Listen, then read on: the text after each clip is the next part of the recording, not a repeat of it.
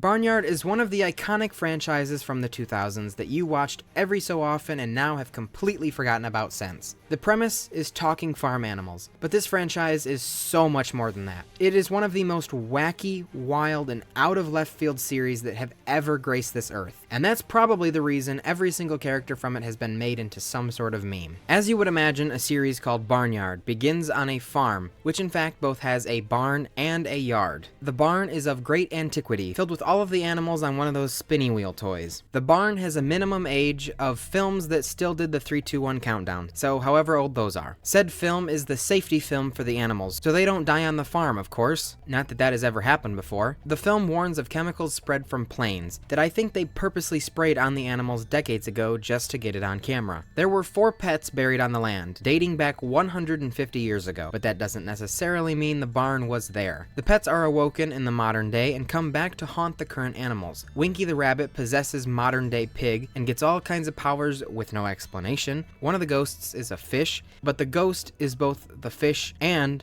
the fish bowl. And I don't believe bowls are living. The farm is owned by this Humpty Dumpty guy, Farmer Buyer, who is a vegetarian. He is a widower, but he has some family, including Zach, his grandson, who is one of the only humans who know the animals can speak. Not even the farmer knows. The focus of the show, the animals, all of whom are bipedal and talk. Humans can understand them, but the animals don't want them to know they can talk, so they disguise, hide, and enact intricate plans as to not be caught. The animals are led by Ben, a male cow with udders. In the Barnyard universe, all cows have udders. Male and female. I suppose those pesticides from the plane were an actual concern, as it appears it has completely mutated the current livestock. Ben thought he would be the everyday regular cow, never amounting to anything, but when a baby calf came into his life, it gave him purpose. It's not his biological son, but he takes him in anyway. Otis, also with an udder. Otis had a rough childhood. He was separated from his mother at a country fair. He had a bully, and this bully was real bad. I feel like there's a greater narrative.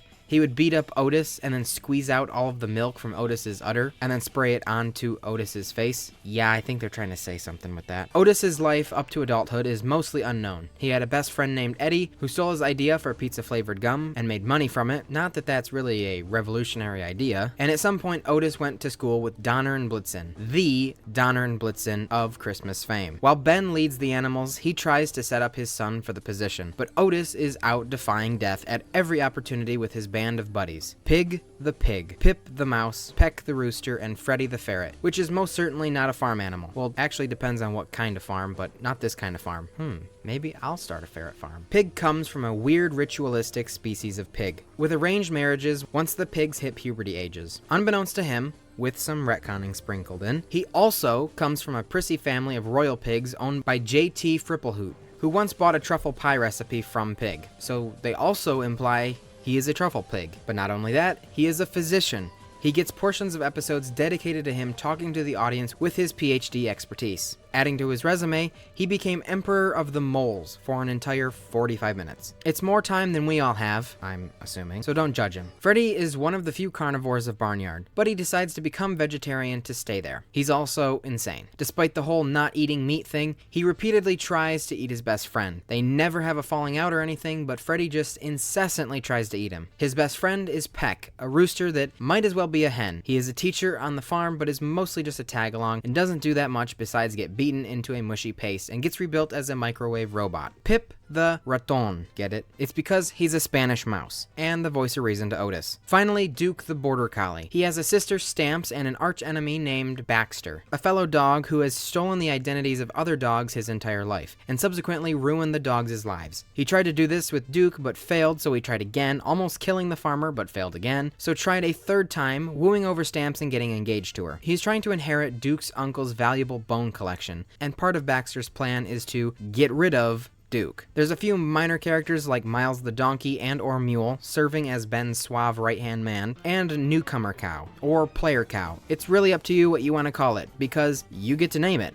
From the Barnyard video game, it's the cow you play as. The game has the same story as the movie, but with that extra character. So he lives around the barn too, somewhere. There's the Pizza Twins, two extremely identical pizza delivery twins, from wardrobe to brain size, dime size to be precise. They are super identical, almost as if you hit Control-C, Ctrl-V on their character. Actually, that's probably what they did in the animation. For the perceived antagonists, the neighbors next door, the Beaties. Nora is probably the biggest actual threat to the animals. She's a bit off her rocker, mad as a hatter, not playing with a full deck, a sandwich short of a panic. She's cuckoo. But can you blame her? She's witnessing talking animals daily. And every time she tries to catch them, like recording them and then sending said recording to a broadcast, the animals manage to prevent it from seeing the light of day. They get her sent to a mental institution and subsequently break her out as well. I don't recommend that. The only one able to out-crazy her is her mother-in-law, Mother Beatty, proven in an episode. Nora is driven out of the house because of her, and Otis, of all people, or cows, has to help her. Her husband, Nathan Randall Beatty III, is a beer-drinking country boy. He's known for saying, "There are cows outside." And their nephew, Snotty Boy. Imagine being so rotten, you're not deserving of a first name. Maybe it is his first name, but if that child popped out and they wrote on that birth certificate, Snottyboy, that's like some perverse attempt at spawn camping. Snotty Boy bullies everybody, including the poor little defenseless animals. But Snotty didn't have the best home life. His parents didn't care much for him. His father is a clown, an actual clown. I'm not making fun of him, that's his occupation. The animals almost killed him by running him over. Luckily, the wonderful Dr. Pig saved him. But while he was under, a disguised Otis proved to be a better father to Snotty than his own. But Otis wasn't a fan of that, so he quickly got out of there. Snotty was also bullied by his older cousin, Flemmy Boy. He at least gets a name, sharing it with a certain psychotic polar bear, Barnyard, but I would say Flemmy is better. Very curious as to who named these children. Was it Grandpa Poopy Pants Boy? Uncle Smegma Boy? Realistically, that could be their names. Now the events of the movie. Like I said, Otis and crew are irresponsible, and Ben is constantly getting on Otis about that very thing. But Otis doesn't listen, so Otis indirectly kills his Sam Elliott-voiced father after Ben claims he won't back down. Dag, the red coyote, and his savage crew kill him. Super easy, despite being a quite sizable bull. The farmer buries Ben. I get he's a vegetarian, but you could have at least sold the meat. Otis must now lead the farm, but nothing goes right, especially when they unleash Wild Mike. Well, I'm not entirely sure. Perhaps the Crazy Cravings mascot. I don't know. He's like the Tasmanian devil, but with some hair from Cousin It, and added behavior from Donnie from the Wild Thornberries. Some iconic memes later, like Biggie Cheese and the mailman thing. They concuss the farmer multiple times. Snotty Boy goes cow tipping, so Otis and the Jersey cows, the gang of tough guy cows, go boy tipping as retribution. Otis is finally able to cuddle with the new pregnant cow on the farm, Daisy, setting up a duplicate situation that Ben had with Otis. Along with Daisy came Bessie, voiced by Granny Sloth. After Etta the hen and her babies, including Maddie, one of the chicks, who has a close connection to Otis, are captured by Dag and the coyotes, Otis and all of the characters mangle the coyotes and rescue the chickens. Returning home, they find Daisy in labor and out pops a wee calf, who she names Ben. Otis, Daisy, and baby Ben created a family together, and then... Wait, that's not how that happened. The show on Nickelodeon back at the Barnyard started, and Daisy was nowhere to be seen, along with baby Ben, Maddie the chick, and a few others. No explanation is ever given to what happened, so what else are we supposed to assume other than...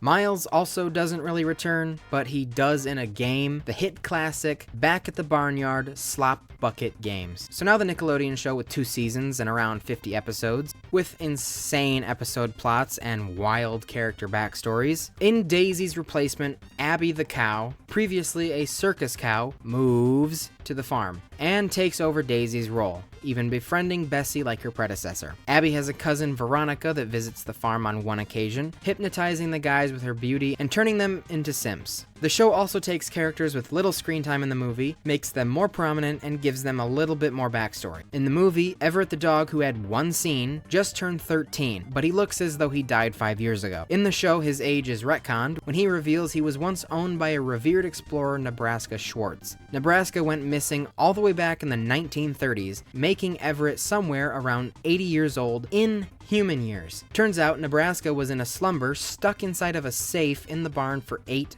decades, and he's still living. Wild Mike gets a plot of his own, appearing only once, where he is put on TV and does what he loves, dancing and partying. The Gopher Underground, the mob of gophers that pawn man-made objects, also get some development, and Otis accidentally loses the barn to them one time. Since Otis is the only one with a mate, that being Abby, after he completely forgot about his presumed adopted son and all that, the show attempts to establish every character with some sort of partner. And I mean everyone, even Snotty Boy. Prunella the donkey comes in and makes Pip her side chick, but only to make her current boyfriend jealous, which results in Pip going back to his very not mutual crush on Bessie. A wrecking crew is going to destroy a habitat, so they pose Freddy as a special spotted three-toed ferret, which leads to the arrival of an actual three-toed ferret, but apparently spotted three-toed ferrets are similar to praying mantises. Once the ferrets marry, the female will eat the male, so the entire barnyard has to prevent the death of Freddy. Peck takes a potion to gain the courage to show his crush Hannah his cock-a-doodle-doo, but ends up challenging Root, the buff rooster, to a duel. Pig hits his puberty age and must journey back to his stomping grounds where he is betrothed to a real hog of a woman, but like all of his compadres, his love story ends with him remaining single. Since the farmer is a lonely widower, they try to set him up, but she winds up being a gold digger. Farmer finds his own woman,